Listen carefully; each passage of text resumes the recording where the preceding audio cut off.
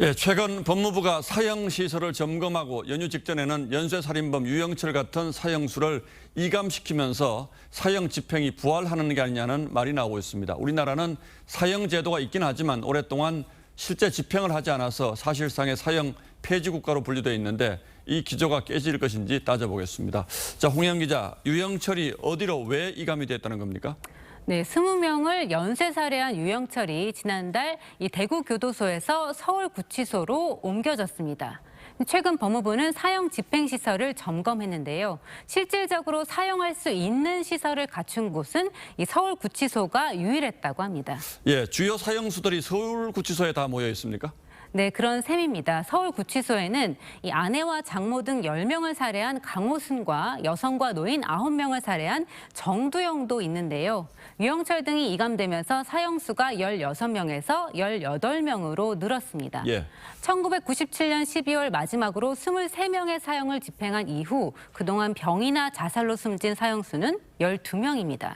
무기징역 등으로 감형된 19명을 빼면 현재 남아있는 사형 확정자는 모두 59명인데요. 이 가운데 3분의 1이 서울구치소에 있는 겁니다.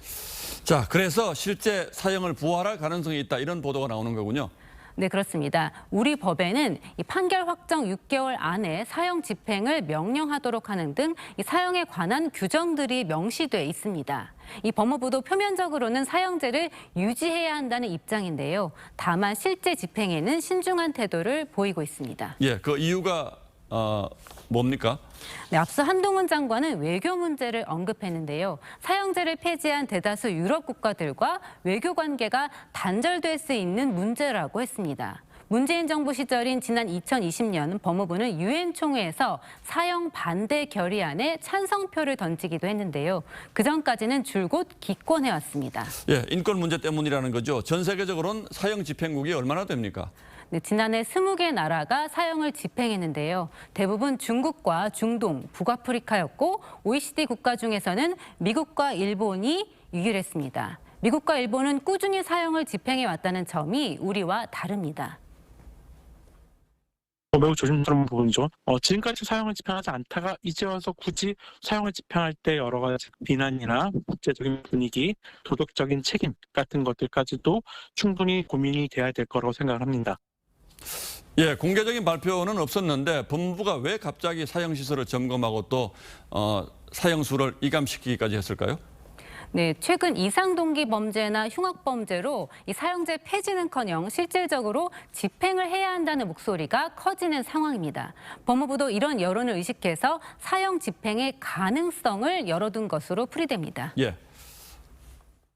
가석방 없는 종신형 때문에 불거져 나온 사형 폐지의 수순 아니냐, 이 부분에 대해서 아니라는 것을 그냥 말로만 하는 게 아니라 행동으로 보여주겠다, 이런 취지로 보입니다. 네, 사형제도는 현재 헌법재판소에서 위헌 여부를 가리고 있습니다. 1996년과 2010년에는 이 합헌이었는데 조만간 결론이 나오면 또다시 이 논란에 불이 붙을 것으로 보입니다.